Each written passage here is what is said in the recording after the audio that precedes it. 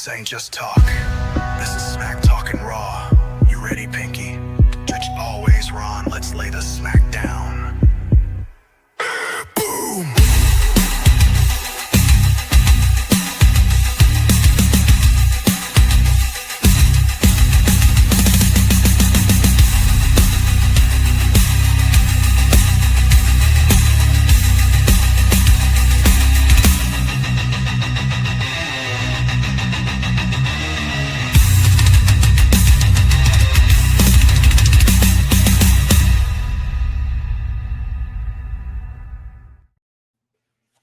Welcome to the first live episode of Smack Talking Raw. I'm your boy Pinky. And of course, my partner in crime, Mr. SummerSlam himself, Ron Stradamus. What's up, Pinky? What's going on, partner? How we feeling, baby? Man, feeling fantastic. How are you? Well, I've had a really bad day, so I got me some whiskey. And I'm going to have some fun talking with you, my friend. Man, that's what I'm talking about. You know, you got to get one more so you can put alongside and go like this for me, because at the moment, it's not a thing for me to drink whiskey, but I'm super excited to be here today. There was a lot of wrestling this weekend, a lot on both promotions with a lot of good content coming out. I'm just really excited to share some of my thoughts about it. And but more importantly, we got a chance to spend some time this weekend with each other in person, watching Evolution, friend. Oh my God. Man, we're going to have to wax poetic about the ladies, which I normally wax poetic about the ladies, you know. But they put on a fantastic show. It was amazing. Ron, where do you want to start? There was a lot this weekend. I have a thought. I just want to see if there's something specific you made sure you wanted to talk about to start off the show. Man, actually, I give you the calm today because I know you have a lot of content and stuff, and not just all. We spent a lot of time with each other this weekend, you know, talking and stuff like that. So you had some really good ideas about things you want to talk about on the show. I think there's one thing I wanted to talk about going into the global performance of WWE and the other organization. There seems to be a little bit of competition now. And that's ultimately going to stimulate a better product, a better variety of opportunities to look at programming that you may not have looked at before. And so for those people that are watching our show here live today, actually it's our first live show together, Pinky, so awesome to that. Really want to just put it out there that, you know, to get your voice heard and to be a part of the populace that runs wrestling, which is the audience, you got to be one of those that's willing to take a risk at looking at other opportunities and not being so tribal in nature, because there's some really good programming on right now. And sometimes that's not necessarily under the main attraction right now. So that's what my thoughts are about that. How about you, Pinky? Well, I'm gonna piggyback on that to start with. So AEW is the other promotion right now. They had their All In event on Saturday. I didn't get to watch. I've only watched highlights, and then I got to watch Tony Storm's press conference. There's no debate. Tony Storm is the greatest wrestler out right now. She is amazing. And I'm just sitting here thinking to myself, I know some of the WD. I heard O'Shea Jackson talk about this because I listen to him. He's a funny guy. If we like AEW, it doesn't mean you hate WWE. And if you like WWE, it doesn't mean you have to hate AEW. Right. You can enjoy both. If you're a wrestling fan, you're doing yourself a disservice if you're not checking out what they're doing over at AEW. And Tony Storm is one of those main reasons. There's a couple other really fantastic guys as well that I know you'll talk about. But Tony Storm, she would fit right in to the Attitude Era right now. And the things she's doing as a fantastic wrestler, performer, her character, her aura, everything she does is so awesome. And I'm just thinking to myself, I'd love to see her on WWE because then I could watch more of her all the time. But she was in WWE. That's the crazy thing. And here's the thing. WWE would not allow her to be the character she is in AEW.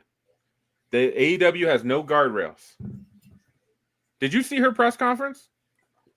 And Tony Khan, the CEO and president of AEW, sitting right next to her, like, yeah, you go, girl. You do that. I mean, she's literally out there like, I just creamed myself.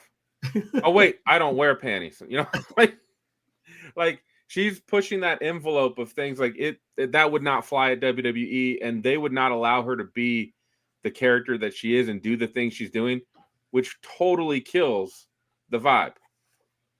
Well, if you want to go into that route, that's one of the things that I've had some conversations with some of my longtime wrestling fans, and they said, when we started the Netflix era, a lot of people were in that thought process that we were going to have a elevated product with Monday Night Raw being on Netflix now, a little bit edgier, a little bit more solicitive to the adult generation, if you will, what have you. And at this juncture in the game, it's very tame at the moment. We'll talk about Monday Night Raw later on. There was some good parts, some bad parts, etc.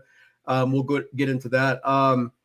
The last thing is that right now, I've been a fan for 41 years of this product. And I started watching it when it was WWF from the Capitol Center. And, from the time I started watching, Hulk Hogan had just became the champion. And when Hogan became the champion, he was just this bigger than life character, and the audiences were just so behind him because he was such a bigger than life personality. He's massive. Right. A massive human being. And then you go through the Macho Man era. And if you think about Macho Man, that's in the time where he was, you want a little excitement, snap into a Slim Jim, right? And he went through that process. Then we tried to bring in Warrior. Warrior didn't work. Then we came in with The Rock, and then we came in with Stone Cold, and then we came through the Attitude Era with all the greats that were there. And right now, what we are experiencing, and I finally came to it, and I'll just spend like 2 minutes on this. We are in the outcome of the Roman Reigns era.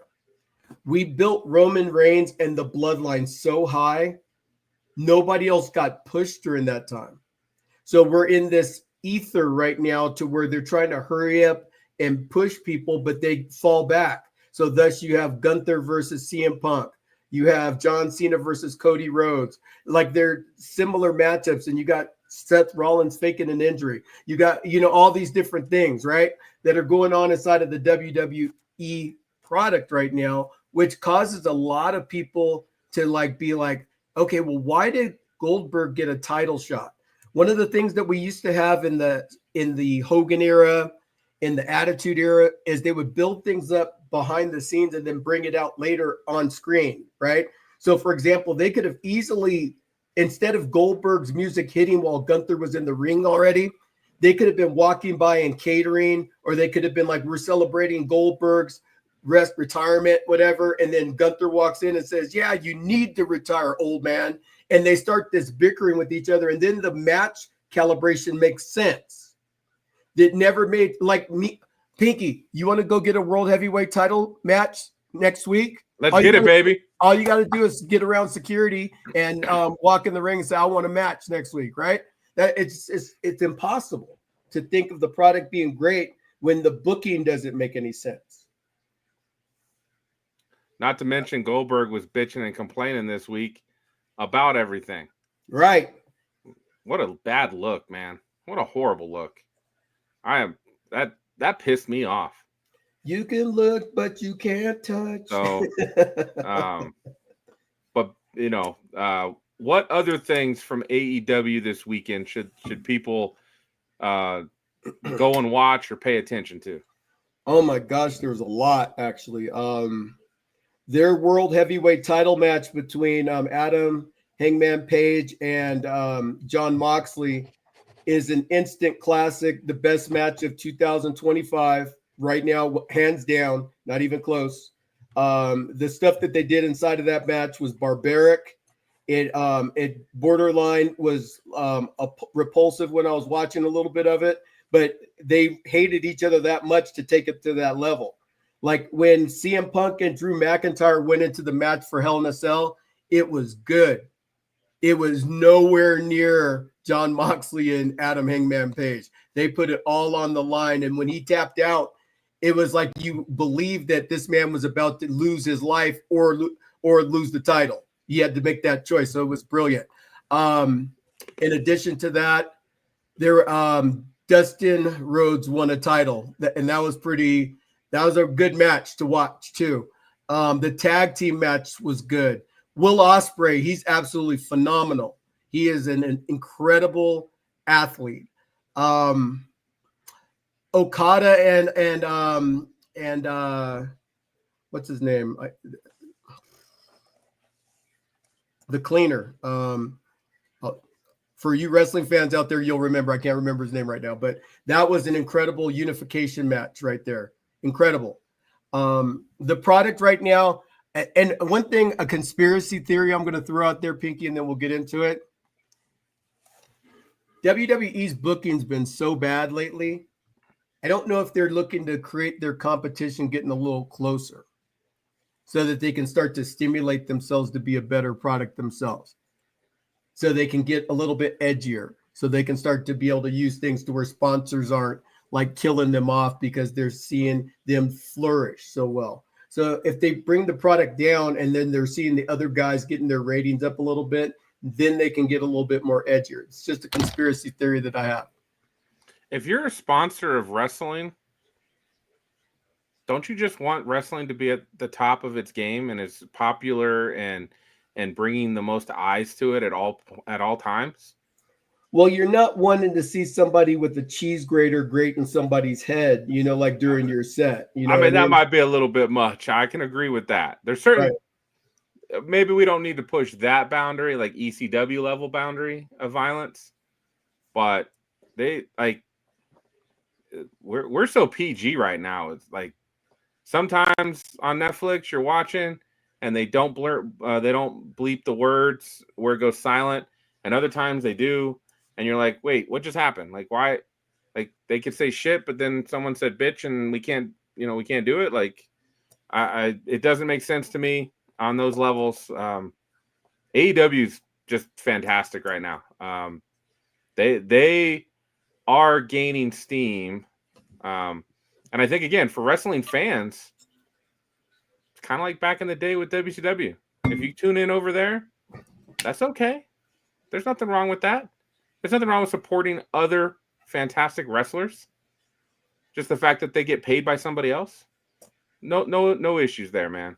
Yeah, because sometimes they end up jumping to organizations as well. I mean, you have Blake Monroe. Blake Monroe.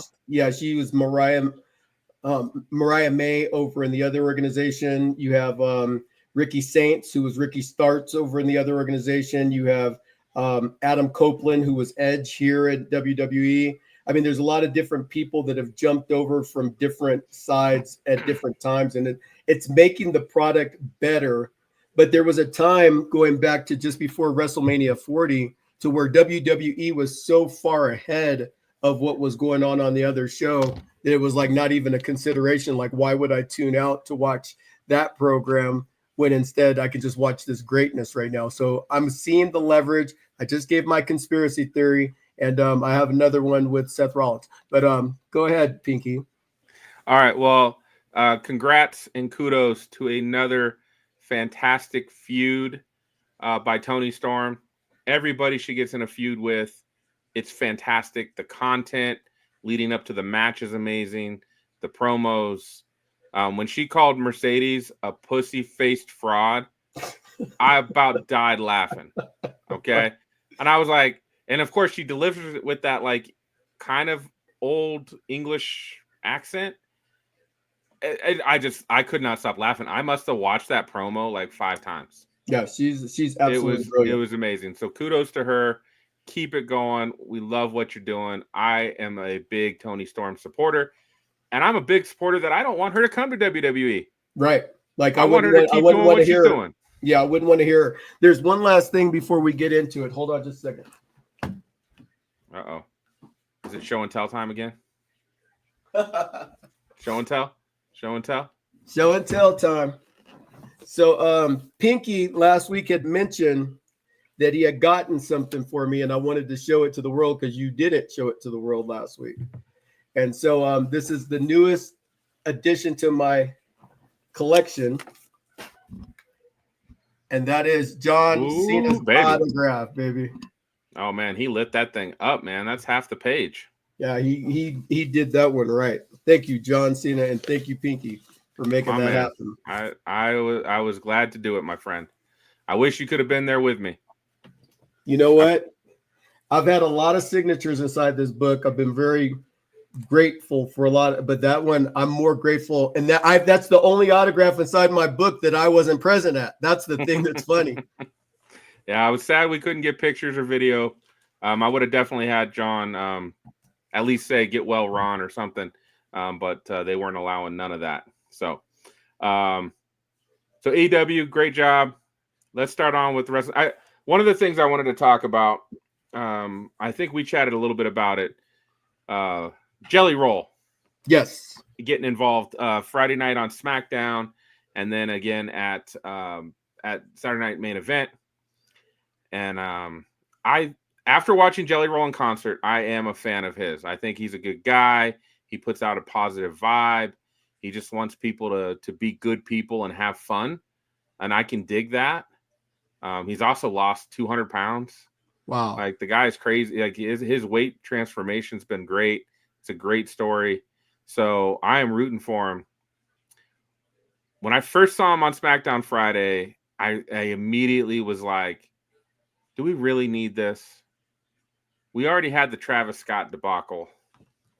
And now we got Jelly Roll coming in. Is this what we really need? And I'm going to tell you, my man, Saturday Night's Main Event didn't make me change my tune. Him getting Claymore to the face didn't make me change my tune. But I watched an interview from Jelly Roll. He was on the Pat McAfee show. And I watched the interview, and you could feel his love of wrestling. You could just tell this guy knows his stuff and he loves wrestling. And when he said he's moved to Orlando to train at the Performance Center, that told me this dude is taking it serious. And he's putting in the work. And when he talked, and I love that he's putting over everybody that's helping him. He's name dropping a little bit in that interview. Fatu, Undertaker. He mentions, I think he mentioned Seth Rollins came in. A couple other guys are helping him prepare. But when he starts talking about, man, my neck still hurts, because nobody teaches you got to have a strong neck to take certain moves and do certain things. Hitting the ropes, the types of bruises hitting the ropes will put on you that you're just not used to. I was like, man, I loved hearing that. And then I saw him host Jimmy Kimmel last night, and he put Logan Paul through a table, and I was like, damn it, I'm in. Let's get this going. Let's go. Fantastic. The whole Drew McIntyre come out, talk some shit. Him and Randy get into it. Then Logan comes out, talk some shit. And now it's on. Oh, man. I'm in it now. I'm in it. What are your thoughts on Jelly? You know what? I like Jelly Roll. And I wasn't convinced, because all of a sudden it's like, oh, here's another actor that's coming in to do the thing or what have you. And when I heard the story of him and how much of a wrestling fan he is, anybody that's a wrestling fan, anybody that's looking to join the product at some point in time that becomes a lover of wrestling, I'm all for it, man, because I started at age 12. There's certain people that are born into it, right? From the first moment that they're born, their dad is holding them like this, and they may drop them because they're like, yeah, I just saw an RKO that was awesome, right? So yeah, Jelly Roll, do it, baby, because you got it going on with being a wrestling fan that's now going to be able to go and live your life's dream in the ring. It's not just a thing as a promo, although you do have an album coming out. But it's cool that you're getting a chance to live a childhood dream to do the thing. So good. Yeah, I'm excited. I'm still not sure about having 3 main eventers. Drew, Randy, and Logan Paul are all guys who could main event or be in a pretty big match at SummerSlam, and this is the match they're in. Maybe that wasn't the right angle to take with it, but it is what it is. I'm excited for Jelly. I hope he puts on a great performance. I disagree with you on that. I think that giving them the opportunity, because Jelly Roll is a big deal as an entertainer, songwriter, lyricist, etc. That dude's out there in public right now, and a lot of eyeballs are going to be on the product. So what better time to put those three main eventers inside of that particular match? There'll be some people watching that maybe have not watched before, which is the whole idea. A, he gets to live out his dream. B, maybe there's some eyes on the product that don't normally watch, and maybe they become, lifelong fans from here on out. Right. Right. And then you also add Logan Paul to that as well, right? He has his own draw of people who are going to come just to watch him. So you add those two elements together. Maybe Jelly Roll and Logan Paul get after it, and then they have another match after that fact. So, I mean, there's a lot of different things that they can run that angle off of to make it so that everybody's in a good space. Yeah, I don't think this will be Jelly Roll's only match. I think he'll probably maybe he'll do a Bad Bunny where he comes back every so often. And but he's got a tough act to follow. Bad Bunny was fantastic was that Backlash in Puerto Rico? Is that what that was? Yeah. That WrestleMania and Backlash. He was incredible. He was just incredible, man. So that's a hard act to follow. So cheers to him. So we did have, I don't remember a lot else from SmackDown. It was good. SmackDown was good, but that was kind of that main thing that kind of caught my eye. We had the Great American Bash Saturday. Yes. And man, it's just, I know Saturday night's main event only got 2 hours to breathe, and it's network TV, so there's only a couple matches. But Great American Bash was fantastic. Fantastic. And you're like, why is this so good and Saturday night main event kind of meh? Not horrible. There's been worse Saturday night main events, but this one wasn't, overly memorable by any means. So, if there was anything that stood out to you about Great American Bash, what would you point to? It all did. The new kid from the LFG that just came up, I forget his name. I forgot his Jasper name. Troy. Yeah, Jasper Troy. How could I forget Troy? That's my middle name. My dad's first name. He is a monster. Jasper is believable. His character and how he presents himself is very believable. Like, I don't want to meet him in a dark alley nowhere. Javon, oh my gosh, that dude is such a talent. Incredible talent. He bouncy, as they say. And to get the opening match of the Great American Bash it just got the match started off just really, really well.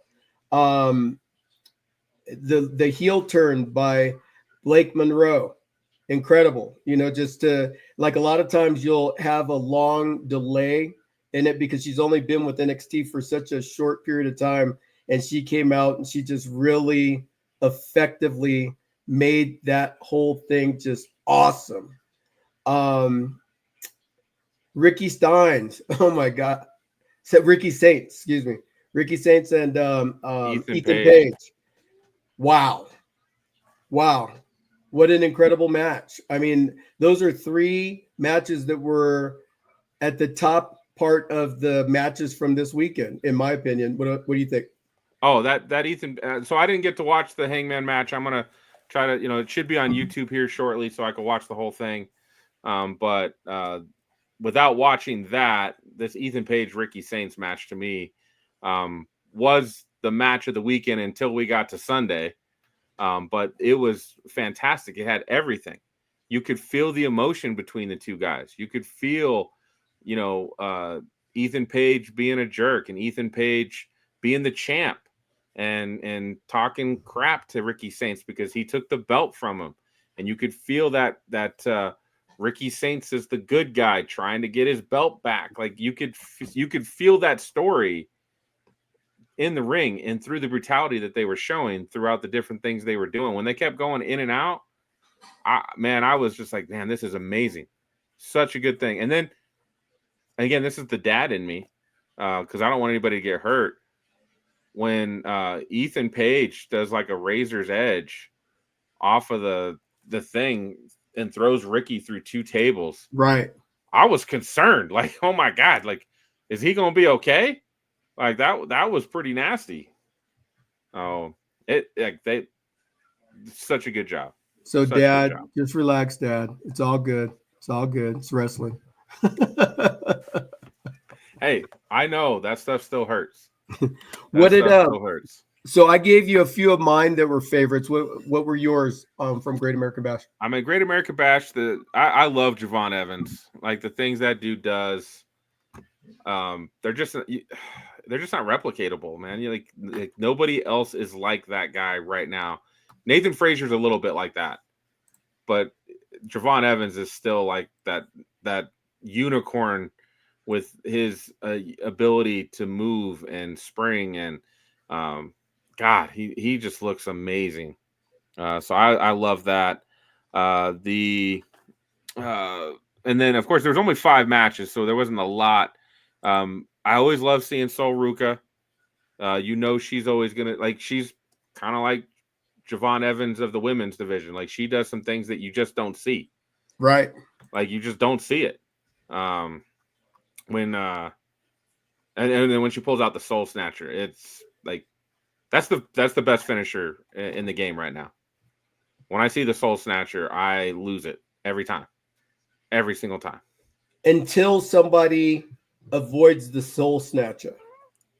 Because it's like got to be timed just right. And as soon there'll be that one time where it messes up and it's going to mess up the allure of it all. And it's going to be like, because like I remember during the Attitude Era, Stone Cold Steve Austin was getting ready to lay a stunner on Vince McMahon. And it was the first one he was giving McMahon. And he botched it, but it was botched in a way to where it looked like he killed Vincent Kennedy McMahon. But that's what made it great. But if you're flying from the sky, and I can't even replicate it, under and then catching somebody like this, and you miss, her career is over. So she's got to have an alternative means of communication of her finisher for sure. Right. I mean, that'll be a good story of her missing one of these times in a match, right? The attempted finish, she didn't get it. They keep going, and then she gets it. It'll be awesome. I do think that'll be awesome. So again, watching her was great, and to me, it was the Ethan Page Ricky Saints match. Like I was just all in that match. The 2 matches after that were good, but they weren't on that level to where I was just like, oh man, these guys stole the show. And then you got 2 matches after that just aren't to that level. That's a tough act to follow. And if I'm Oba Femi, I'm going up to Ethan Page, Ricky Saints, being, thanks a lot, guys. I had to follow that. It's a bunch of jerks. I'm the champ. I'm the man. But he's done made himself like irreplaceable right now as champion because he's unbeatable until you got Jasper Troy lurking in the background. Well, to me, that's the story. It's going to be Jasper Troy is going to take over for Oba, but then he's going to have like the same reign as Oba because he's just so dominant. Like nobody's going to be able to beat him. So now you have the same kind of story. Like Oba's faced everybody and beat them. So we're like, again, there's nothing left for Oba to do. Except I don't know why he's roster. Go to the main roster. He was on WWE NXT 2.0 with Carmelo and Solo and Braun Breaker. It's time for Oba to go. Like it's time. What else can he do? He's dominated everybody. You've made him so powerful that the only thing you've got left is having him lose to spark that. Oh my God, he lost, and then get him out of here. Like he's just not. And I think Jasper Troy will eventually take up that mantle, but he will be the same. It'll be like almost the same duplicate story of him battling everybody, destroying everybody, and then it's like, okay, now what? So again. And I know I don't pull the strings at WWE, but there's certain guys when you're looking at them, you're watching them, and you're seeing them every week, and you're going, "This guy's main roster ready." Like, what are we now? Just this is a second main roster. It's not. They say it's developmental, but like Ricky Saints, Ethan Page, they're ready. They're really ready. Yeah, Oba's ready. You know, to a point. one of the things I'll say to you with regards to Obafemi and his championship, what they should do is have them fight one of the main title holders. So like a great match would be Obafemi against Gunther, right? And that's a way to elevate him right now. You've been a dominant champion in NXT. At Clash in Paris, it's going to be Obafemi versus Gunther for the World Heavyweight title. You beat Gunther, you're on the main roster. You lose and you're down in NXT for another year. It puts something on the line, right? That would be real desperate. Like, I cannot spend another year down here. I got to win. Right. And so then that makes the aggression become that much more, etc. So Paul Levesque, again, this is another Ron Young commentary to you. If you're going to start booking wrestling, start booking, brother. You were booked in some of the most famous events ever, which had great content, friend. Get out there and book it, baby. Because when you get out there and you book the show properly, like you did the Bloodline, which you didn't kind of start, somebody else did, and you kind of like took it over. Just a thought, friend. Just a thought. It's a good thought. So Great American Bash was a success. I thoroughly enjoyed it. I am looking forward. We didn't have it wasn't a match, but there was a fun contract signing with Trick Williams, Joe Hendry, and Mike Santana. That was cool as well. So great show overall. Excited. But the more and more I watch NXT, some of these guys I'm just watching going, there's nothing left for these guys to do. They're ready. Pull them up. Ethan Page is ready. We need great heels. Yeah. And great characters. And he's got it, man. That all ego, the smile, the suave, the I'm better than everybody. It just comes off so natural, like he's not even trying. I'm better than you, and I don't have to try. He's ready. Let's bring him up. Let's go. Well, we got to work with what we got, right? And that's one of the things that's a problem. I mean, your boy, like he came in and he was so hot, and they've cooled him off down to like when he comes to a match, he's almost like a jobber right now. Randy Orton is a jobber, with the exception of this past Saturday night. But then what do you do to Drew McIntyre, right? So it's one of those things to where it doesn't make sense to me. They're booking themselves into they're booking themselves into not only a corner, but into a state of desperation. They know they messed up with Randy, so we got to put him over on somebody. We put him over on, wait a minute, Drew was our hottest wrestler all of 2024. Best character development, best matches out there. You can't do that to somebody that's that hot. The Scottish Warrior was that hot in 2024. You cooled him off with Punk. He went away for a while, came back, went away for a while, came back again, and now he's ice cold. Carmelo Hayes, another one. He's in the ice box. Dude, The Miz went to go do American Warrior or Gladiator, American Gladiator. And Carmelo's like, I'm not even on TV no more. Like, he was getting weekly stuff with The Miz, and now he's like, I don't think I've seen him in like 2-3 weeks. Yeah. That poor guy. He's fantastic too. Fantastic. And then you got, I mean, a lot of people don't like him, but you got the dude from Australia, and you got Austin Theory and Grayson Waller. Yeah, you got those two. They could be a tag team. Let those guys be a tag team so we add to the tag team division. We got so many different people that are just not doing anything. Get them together and get this tag team division going in WWE. It's like Vince McMahon started hating tag team wrestling, so that was him. It doesn't have to be the environment of TKO and Triple H. They just got to get over themselves and start listening to the fans. And I'm a fan just like you guys, because this is your show. So today is our first live, by the way. We're doing this live, so drop a like and a comment. If there's anything that you like or you want to add on to, please do. We welcome your commentary because we represent you as the people. Because without us, there is no wrestling, and we're going to get our voice heard one way or another, and your support helps to draw that in more and more. So thank you guys for your support, and put the word out. Pinky. Yeah, buddy. Let's see. We talked about Drew and Randy. Decent match. Drelly Roll, Logan Paul. Everything's cool there.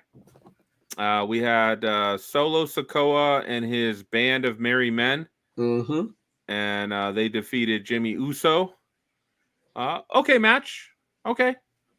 Meh. Again, there is, to me, the additional, the MFT, which is horrible. There's nothing interesting about any of those characters. Like, let Solo just keep doing solo things on his own. He was getting over. He's hilarious. He's fun. He doesn't need this group. They don't need to bring him back to, being a full heel. He was getting over just fine. Like, JC Mateo has no presence. Zero. Good in the ring. Good in the ring. Athletic guy for a big guy. Like, him and Bronson Reed putting on a match, I'd watch it. I'd be in for it. But other than that, why do we have this guy here? Why is he taking up a roster spot? Because he doesn't really talk. It's like he speaks Spanish fluently and can't talk English because he doesn't open his mouth. And then you got Tala Tonga, who's 7 foot, gigantic dude. Like I'm kind of like him and Gunther, him and Bronson Reed. Like, there's some interesting combinations. Like, throw that guy in at. He hasn't said a word yet, and he hasn't really done anything yet either. Yeah, so, he hasn't had a singles match, or I don't think he's been in a tag match either. He's just been one of the enforcers on the outside of the ring. And then you got what's the other one? Tonga Loa. I get all confused with all these. Tonga Loa, Tua Tagovailoa Lola.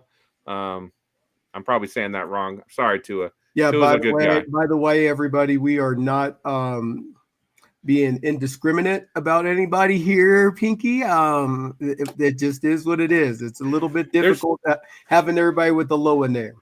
There's too many of them at the moment that makes it very wait, what's his name? What's their name? Right. That's the point I'm trying to get across. Well, at what point in time does Triple H start trying to book this thing to go back to get the original bloodline all back together to become like the Avengers? Because you have the MFTs, and none of them are really loyal to Solo. They just kind of like the merry men around Solo. You got Sami Zayn getting his butt kicked by Karrion Kross now. You got Jey Uso, who was former heavyweight champion, that is kind of just meandering right now. And then last but not least, we had a return on Monday that we'll start talking about too here in just a little bit. But getting back to Saturday night's main event, LA Knight versus Seth Rollins. So in this match with Seth and LA Knight, the person that needed the win was LA Knight. How it was achieved was through Seth getting hurt. So in Seth getting hurt, LA Knight got a victory that made him look worse off than if he had lost the match, in my opinion. Because LA Knight, since he came on board with SmackDown, and he was so over. When he came into the ring and his music hit, everybody was like, yeah! It was like the old days. And it was like, this dude is about to be the next big thing right now. And what happens? All of a sudden, John Cena and him get into a little bit of it when John Cena was giving them the endorsement and LA Knight was feeling himself, and you could tell they had a beef with each other about that. And ever since that moment, he's been cooled off. What do you think about that, Pinky? Yeah, I mean, he's got it, man. I will say on SmackDown, I was not an LA Knight guy. But lately, now that they moved him over to Raw and the things he's been getting into over there, I'm digging it, man. I'm digging it. And he needed the win. Also, I feel like you can't keep having the Money in the Bank guy lose either. Like, the Money in the Bank guy should be strong so that when they do cash in, they're seen as a valid champion, even though they cashed in at the end of a match or, however the cash in happens, it's kind of a weak way to steal the title in that case. But he should still be strong when we get to that moment. And having Seth Rollins lose doesn't quite make sense either. So like you said, you're booking these two characters that it kind of makes sense, but then also you get booked into a corner of they both need to win this match. How do we make it happen? Right. And that's the conundrum that WWE is constantly booking themselves into right now. Whereas, for example, MJF, he's an incredible talent.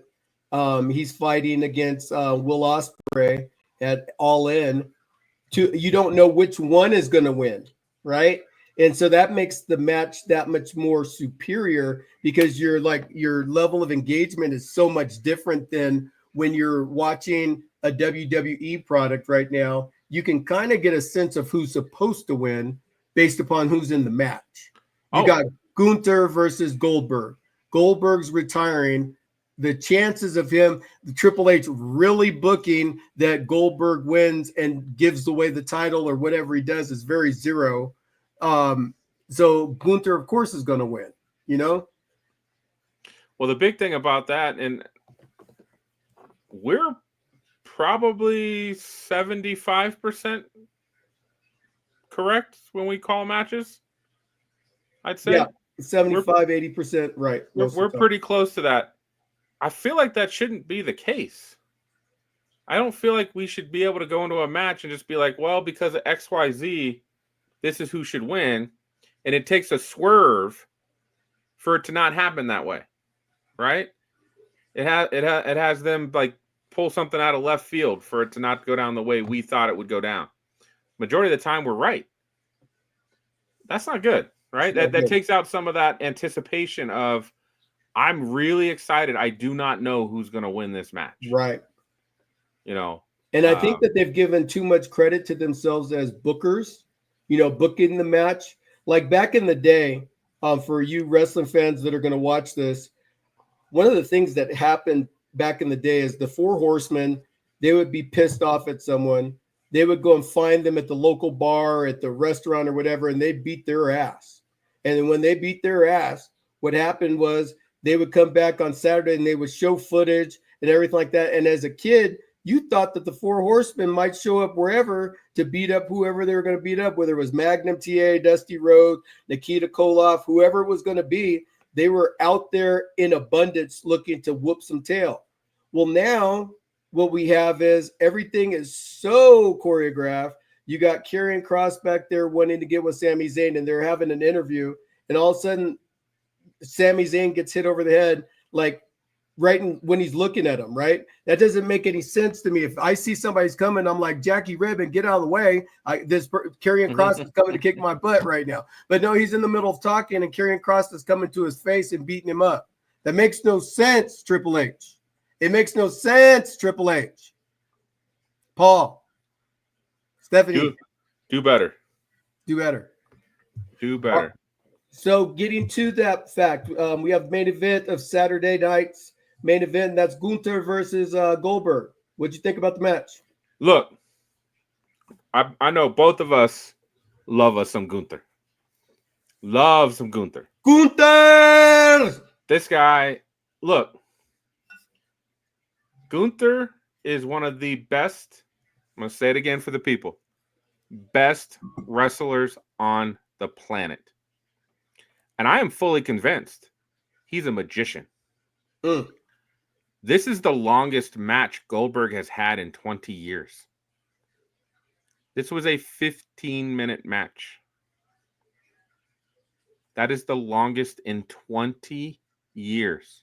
What was a normal Goldberg match? You remember? 1.5 minutes or less. He was Mike Tyson of that era, for sure. Spear, jackhammer, pin, go home. Yeah. Right? And that's what made him like the beast, right? That's why everybody loved him. And that's why a lot of people are like, shit, that guy can't wrestle. Because he's only doing 2 minutes and he's out. So it was just the aura, right? So Gunther is amazing. He made this thing actually a match.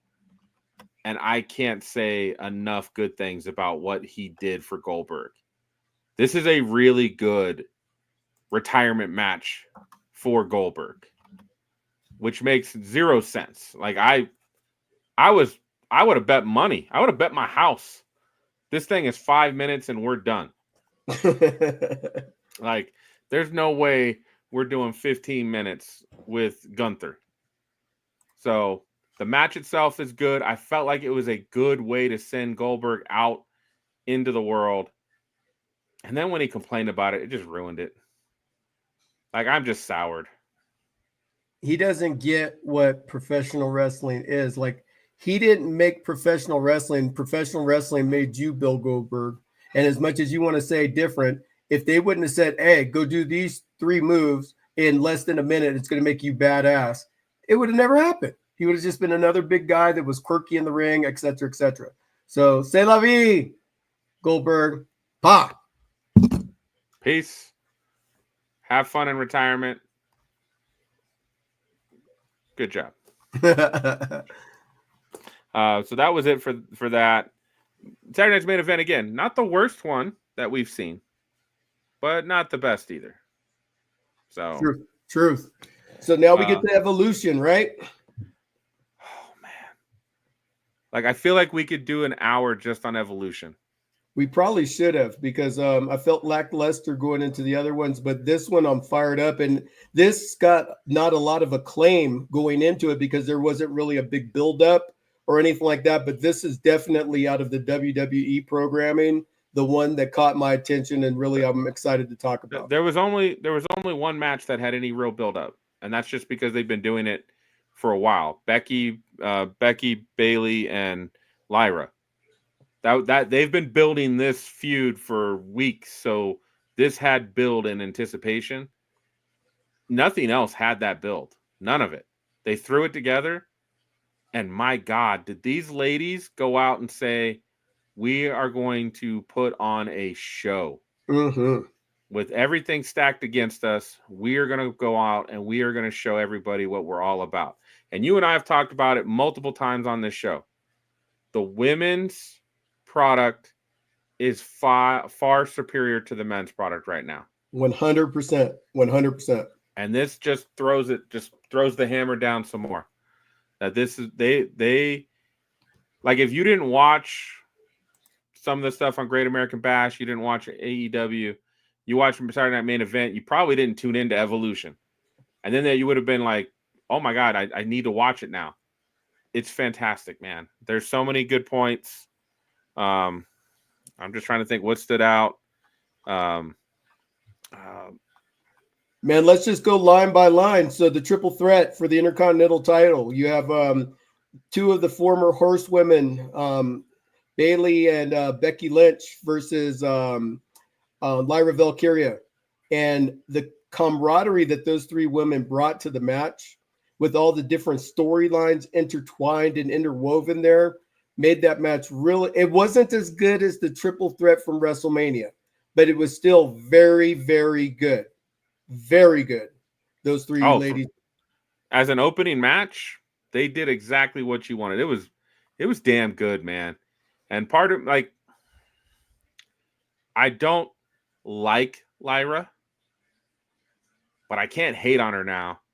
Like, Becky Lynch has literally raised her game and raised Lyra's profile 1,000% since she came back at WrestleMania.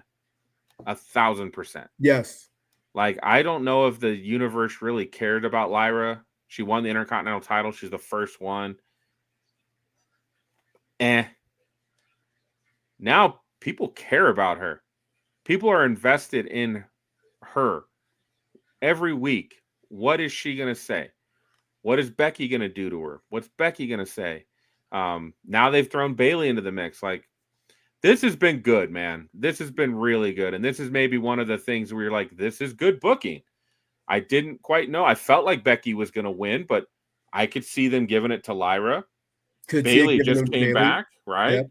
So, like, that's one of the matches where you're like, I don't know what's going to happen. So I am really interested in how this is going to play out. So fantastic match. These ladies did great, man. Again, Bayley. I think you can always put Bayley in a main event match, but she kind of mid card probably. Lyra mid card to me. Becky's the man. Yeah, Becky is a champion. She needs to have the championship belt somewhere. Absolutely. Everywhere. Absolutely. You had the NXT match, JC Jane against Jordan Grace. And this is where you had that moment where Blake Monroe turned heel. The match is pretty good. Not something amazing, something you've never seen, but it's pretty good. And then you had that moment when Blake Monroe turns heel, and there's been some people talking about that, and I even mentioned it. I just thought it was too early. It was too early. She was doing great promos with Jordan Grace, getting her a massage, getting her nails done, making Jordan look cute and all that, even though, like, it's tough to do. You need some work to do on that one. but the curly hair and the makeup kind of worked for her. So she was doing a good job. I would have loved to see that kind of continue, build that friendship up a little bit more, and then have her stick the knife in her. Well, you and everybody else that's watching this program, you have to go back and watch Mariah May versus Toni Storm to understand that Blake Monroe that's not her to play we're good buddies, and that's not her style. So she's playing the style right now that's who she is. Right. And again, she cut a pretty damn good promo on Tuesday as well from the bathtub. That was fun. So again, this could work out. It's fun. But that was the moment that kind of made that match. And then Jordan Grace just losing. Like, there's multiple clips of her in the back just losing her shit. Right. And you're like, that's again, and I think that's what you can get from social media is now after the events, we get some of the behind the scenes stuff of them still in character doing stuff. Yes. That's fun. And then you get them on buses too. I love rock and roll. Put a nail in the dime in the jukebox, baby. That was great. That was great. I know it goes against kayfabe, but seeing them all have fun together, I think that's fun. I think it's good. So then we had the tag team, the 4-way tag team match, which just there's a lot of talent in this ring, man. Raquel Rodriguez and Roxanne Perez, the champs. You got Charlotte Flair and Alexa Bliss, main eventers. You've got Sol Ruca and Zarya, and you've got the Kabuki Warriors as well. Yeah, and we both had Alexa and Charlotte winning this match. Absolutely. I don't know why they didn't, man. It's I don't get it. I don't get it. I thought this was the perfect time to kind of turn that page and get Alexa and Charlotte because after this match, I left just going, I need more of them together. I need more of the we're not friends. I need that. The best moment of that match. You know which one it is? Which one?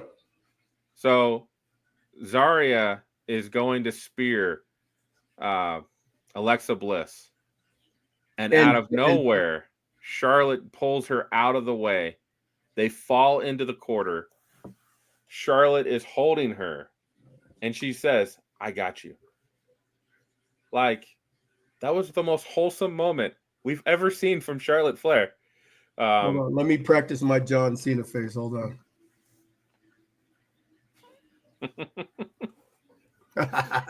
It was great, man. I loved that moment. That's what stood out. Like, that one moment stood out to me of that whole match. Fantastic. All the ladies got their spots. Everybody showed out. They all got to hit their main stuff. And then Judgment Day comes out with the win.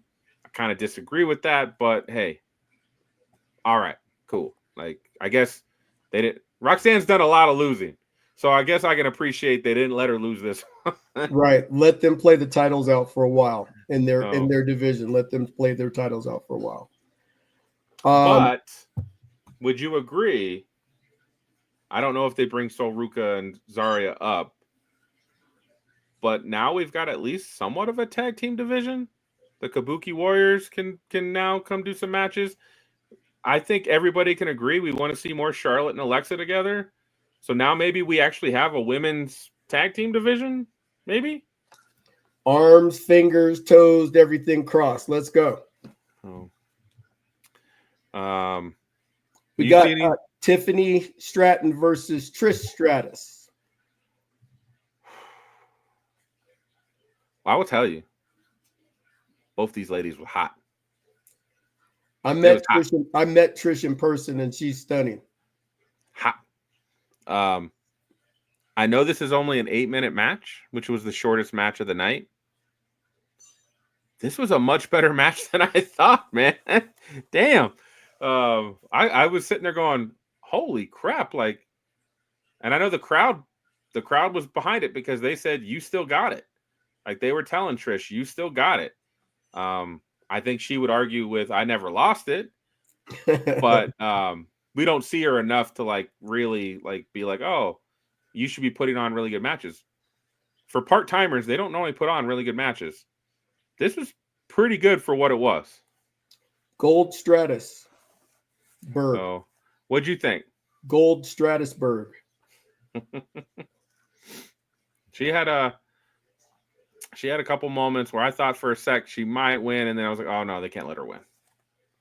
They can't let her win. True story. True story.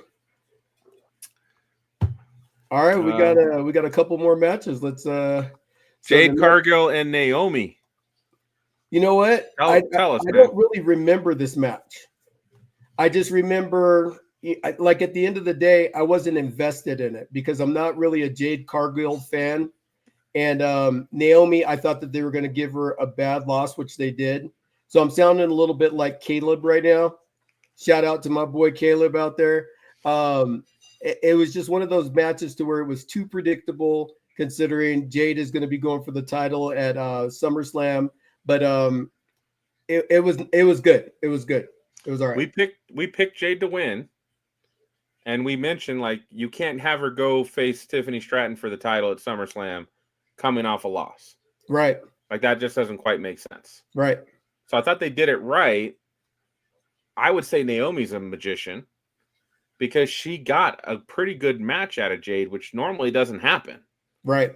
Now this was more of a brutality and power, and it kind of showcased a lot of things that Jade should be good at. This was more brawling than wrestling in this match because it was the no holds barred, right? But when she threw Naomi through the table to win, I was like, oh damn, okay. Like, and I think that again changed our ideas for the rest of the evening after we saw that happen. Right. Oh, but yeah, I'm not a Jade guy either. So like, it's not super memorable. I would agree, even though I don't think it was a bad match. Correct. And then of course, go ahead. I was going to say next is the Battle Royal. Battle Royal, baby. Go ahead, Ron. The Battle Royal was a lot better than I thought it was because they used current talent. They didn't have that mixture of like old school and new school. And I felt besides Nikki. Yeah, besides Nikki, but Nikki's back on the roster now. So she's not an old school talent anymore because she's actually vying for championships and stuff. She's not a part-timer right now. Right. And so it was really nice to see all of the people that were inside of the ring. I mean, you got Nia Jax, you got Lash Legend, two big powerhouse women. You got, Jada Parker. Kalani Jordan. There are so many people inside of that match, but there is only one that could win, and that's La Primera, Stephanie Vaquer. And I'm so excited about seeing what she can do when it comes to the title here at Clash of Paris. That was a fantastic match that they put on. It was incredible to see how she won with the it's just like, it's so fantastic.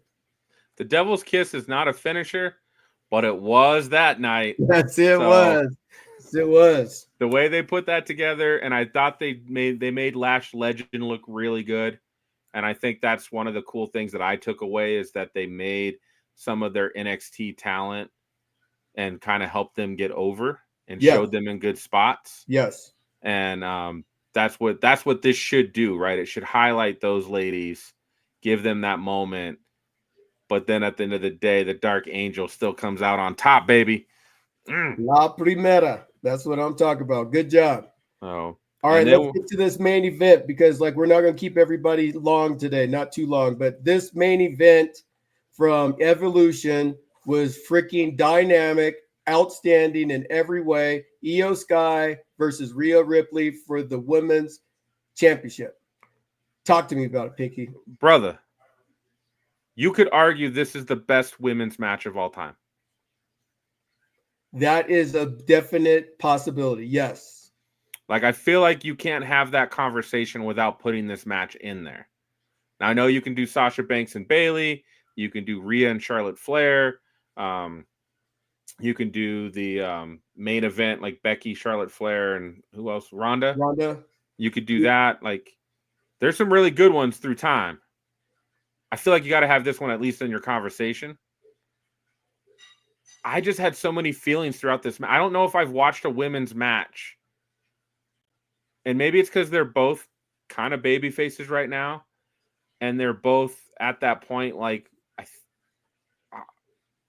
think this is another one we didn't know who was going to win because you could make the case Rhea's the top draw. So putting the belt back on her makes sense. Io Sky has had the belt for 2 months, but hasn't faced anybody. She hadn't defended the belt yet. So maybe we keep it on her. Like, there was so much of like who's going to win. And they just told the story throughout the match that you could just see, like, you could tell these two women really respect each other. Yes. You could tell that they really, I think they enjoy each other, right? They enjoy working with each other, and it comes out with their chemistry inside the ring. You've got Rhea's brutality. You got Io Sky's ability to fly and take risks. Technical ability, yeah.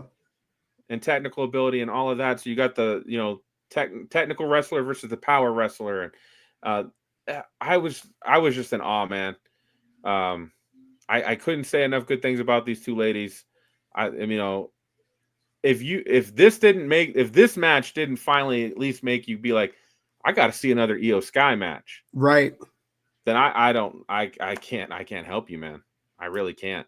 Yeah, when she jumps off of the whatever it was in the outside. What did I say? What did I say? I don't remember. I said, Io, don't do it. Right, don't make that jump.